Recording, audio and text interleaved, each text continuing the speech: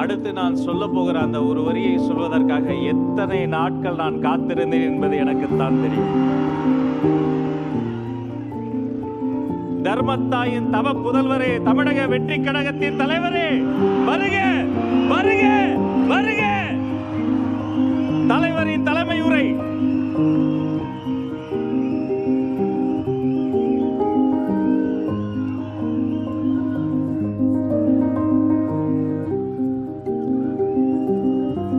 என் நெஞ்சில் குடியிருக்கும்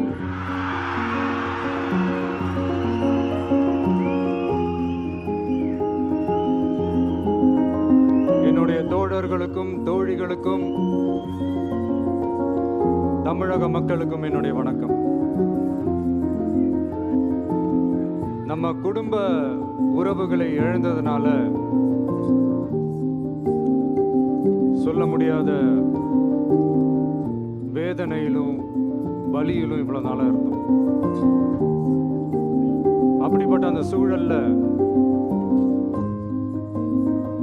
நம்ம சொந்தங்களின் மனம் பற்றி இருக்க வேண்டியது நம்மளுடைய கடமை. அதனாலதான் அவங்களோட சேர்ந்து அமைதி காத்து வந்தோம். ஆனா இப்படி அமைதி காத்து வந்த நேரத்துல நம்மளை பத்தி வன்ம அரசியல் வலைகள், அர்த்தமற்ற அவதூறுகள்னு இந்த மாதிரி நிறைய விஷயங்கள் நம்மளை பத்தி பின்னப்பட்டன, பரப்பப்பட்டன. இது எல்லாமே சட்டம் மற்றும் சத்தியத்தின் துணை கொண்டு துடைத்து எறிய தான் போறோம்.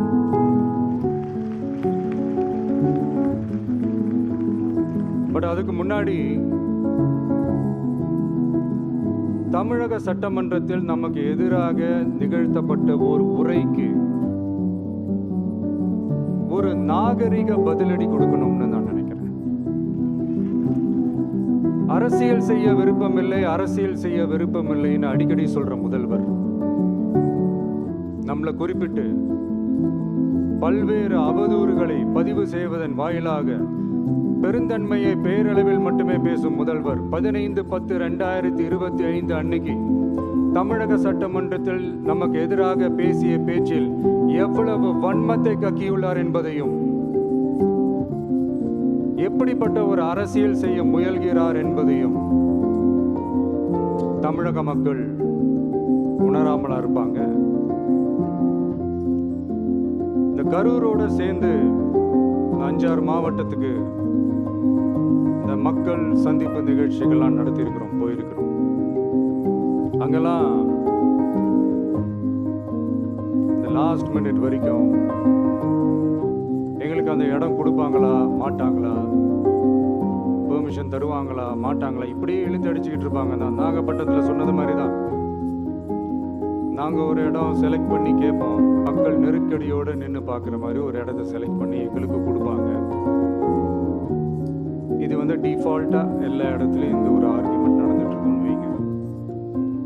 அது மட்டும் இல்லை, இந்தியாவிலேயே எந்த ஒரு அரசியல் கட்சி தலைவருக்கும் கொடுக்கப்படாத கண்டிஷன்ஸ். பஸ்ஸுக்குள்ளேயே இருந்து பார்க்கணும், மேலே கை காட்டக்கூடாது, இப்படிலாம் ஒரு அதீத கட்டுப்பாடுகளை கொடுத்த உடனே எங்கள் சைட்லேருந்து ஒரு அறிக்கையை வெளியிட்டோம். அது மட்டும் இல்லை, தமிழக வெற்றி கழகம் சார்பாக அனைத்து கட்சிகளுக்கும் சமமாக ஒரு முறையான ஒரு பொது வழிகாட்டு முறைகள் SOPஸ்ன்னு சொல்லுவாங்க, அதையும் வழங்கணும்னு சொல்லி உயர் நீதிமன்றத்தையும் நாடி இருக்கணும். இதுவும் தமிழக மக்கள் உணராமலா இருப்பாங்க. இப்படி ஒரு அரசியல் காழ்ப்புடன், நேர்மை திறனற்று நம்மளை பத்தி குற்றம் சாட்டியுள்ள குறுகிய மனம் கொண்ட முதல்வர் அவர்களுக்கு ஒரு சில கேள்விகள். உச்சநீதிமன்றத்தில், அதாவது 13/10/2025 அன்னைக்கு உச்சநீதிமன்றத்தில் நடந்த அந்த விவாதங்களை வைத்தும் அந்தந்த உத்தரவுகளை வைத்தும் இந்த கேள்விகள். இப்படி பொய் மூட்டைகளா நம்மளை பத்தி இந்த அவதூறுகளை அவிழ்த்து விட்ட முதல்வர் அவர்களுக்கும் திமுக அரசுக்கும் சார்பாக கோடிகளை கொட்டி அமர்த்தப்பட்ட அறிவார்ந்த வழக்கறிஞர்கள் அவங்க இந்த கபட நாடக திமுக அரசோட தில்லுமுல்லுகளை தாங்கி பிடிக்க இயலாமல் உச்ச நீதிமன்றத்தில் திக்கு திணறி நின்றது முதல்வர் அவர்களுக்கு மறந்துவிட்டதா? கரூர் சம்பவத்துக்கு அப்புறமே அவசரமா ஒரு தனிநபர் ஆணையம், அந்த தனிநபர் ஆணையத்தை அவமதிக்கிற மாதிரி அரசு உயர் அதிகாரிகள், காவல்துறை உயர் அதிகாரிகள் எல்லாருமே நம்மளை பத்தி ஃபுல்லா இந்த அவதூறுகள் பரப்பி ஒரு செய்தியாளர்கள் சந்திப்பு அவசரமா. இதெல்லாம் ஏன் நடக்குது? எதுக்காக நடக்குது அப்படின்னு ஒட்டுமொத்த தமிழக மக்களும் கேள்வி கேட்க ஆரம்பிச்சாங்க. இதுவும் தமிழக முதல்வர் மறந்துட்டாரா? அதுக்கப்புறம் அந்த தனிநபர் ஆணையத்தை தலையிலேயே கொட்டி வீட்டுக்கு அனுப்பிச்சிட்டாங்க. அது வேற விஷயம்.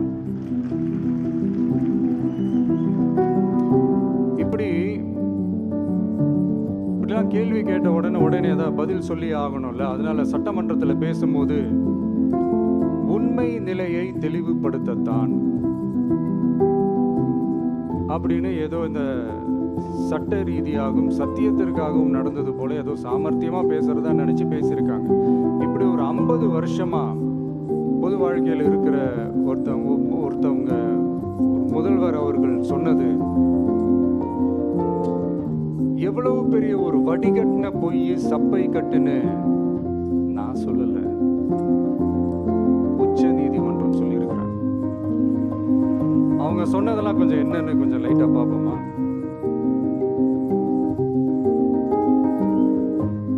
The comments which have been made before the media by the top officers of the police department may create doubt in the minds of the citizenry on impartiality and fair investigation.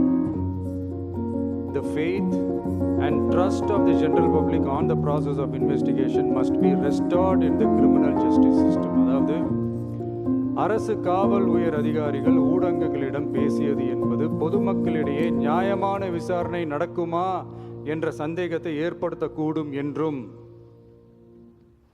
நியாயமான விசாரணை மூலமே அந்த சந்தேகத்தை மீட்டெடுத்தே ஆக வேண்டும் என்றும் உச்சநீதிமன்றம் தமிழக அரசின் தலையில் ஓங்கி நறுக்கு நறுக்கு நறுக்கு என்று கொட்டியதை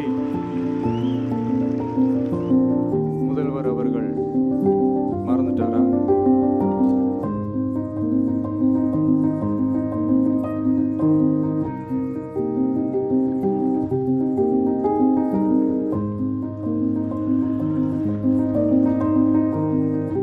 மாண்புமை சென்னை உயர் நீதிமன்றத்தின் மாண்புமிகு நீதியரசர் SIT அமைத்து உத்தரவிட்டார் அல்லவா? அந்த உத்தரவை ஏதோ சட்டத்தின் மீதும் நீதி பரிபாலனத்தின் மீதும் மரியாதை கொண்டவர்கள் போல ஒரு நாடகத்தனமான கொண்டாட்டத்தை திமுகவிற்கு ஒத்து ஊதுவோரும் நடத்தி கூத்தாடி குதூளித்தனர் அல்லவா? தாவேகாவிற்கு எதிராகவும் நமக்கு எதிராகவும் உயர்நீதிமன்ற மாண்புமிகு நீதியரசர் தீர்ப்பளித்து விட்டதாக விதந்தோதி விழா எடுத்தனர் அல்லவா? அந்த உத்தரவை குறித்து சொல்லும் போது எந்த ஆவணத்தின் அடிப்படையில் அந்த உத்தரவு அமைக்கப்பட்டது? நான் கேட்கல, உச்ச நீதிமன்றம் கேட்டிருக்கிறாங்க. The judgment is completely silent about how learned single judge arrived at such a conclusion and what material was pursued by the court என்று உச்ச நீதிமன்றம் உரத்த குரலில் கேள்வி கேட்டது. அப்போதும் கூட உச்ச நீதிமன்றத்தில் திமுக அரசுக்காக வாதாடிய அறிவார்ந்த மூத்த வழக்கறிஞர்கள் பதில் சொல்ல இயலாமல் வாய் மூடி மௌனம் காத்ததை நாடே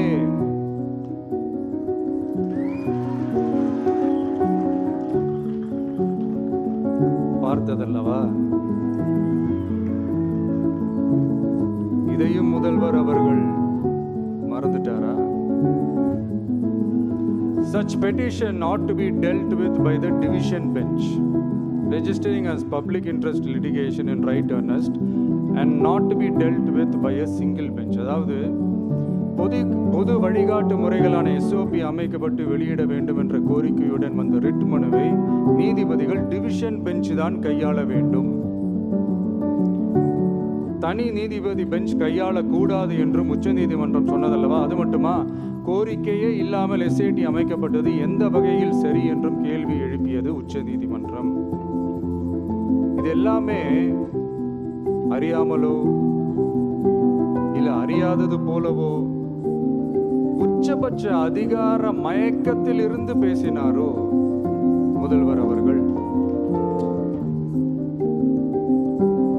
மனிதாபிமானம், அரசியல் அறம், மாண்பு இதெல்லாம் எதுவுமே இல்லாம வெறும் பேச்சில மட்டுமே பேசிக்கிட்டு அரசியல் ஆதாயம் தேடுற ஆட்டத்தை ஆடத் தொடங்கிவிட்டார் முதல்வர் அவர்கள். இதெல்லாம் என்ன உங்களுக்கு புதுசா என்ன? 1969க்கு அப்புறமே எப்போ கட்சி அவங்க கைக்கு வந்ததோ, இன்னும் குறிப்பா சொல்லணும்னா 1972க்கு அப்புறம் கேள்வி கேட்க ஆளே இல்லாம போச்சு இல்ல. அதுக்கப்புறமே இந்த திமுக தலைமை இப்படிதானே இருக்குது. இப்ப நாங்க கேட்டோமே இந்த சில கேள்விகள், இதெல்லாம் நான் கேட்கல, சுப்ரீம் கோர்ட் கேட்டிருக்கு. இதனால என்ன புரிய வருது? இந்த கவர்மெண்ட் நடத்துற அந்த விசாரணை மேல சந்தேகம் ஏற்படுதுன்னா அதுக்கு என்ன அர்த்தம்? உங்க மேல நம்பிக்கை இல்லைன்னு அர்த்தம்.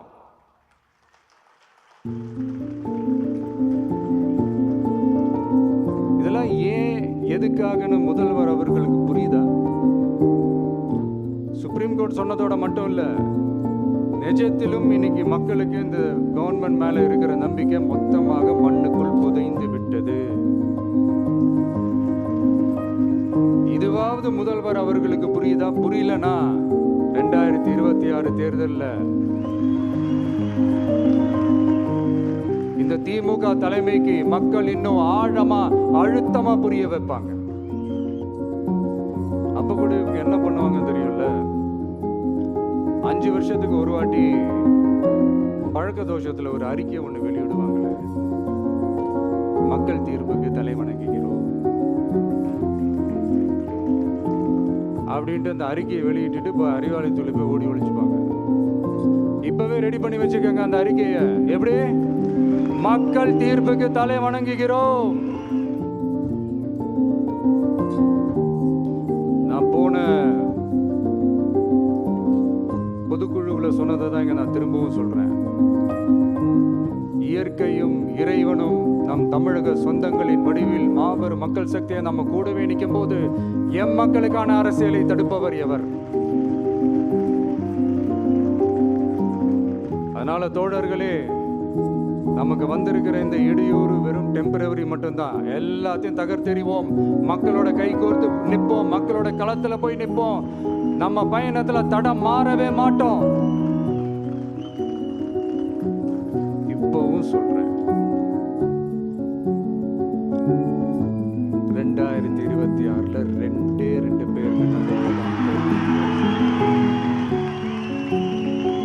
ஒண்ணு, இன்னொன்னு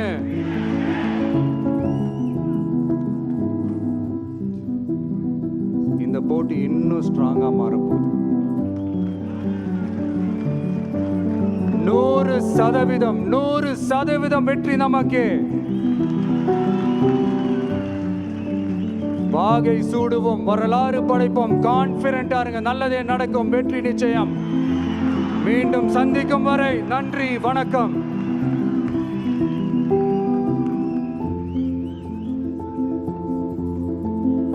வெற்றி தலைவருக்கு ஒரு அரங்கம் நிறைந்த கரவொலியை பரிசாக தருவோம். 2026 வெல்வோம்.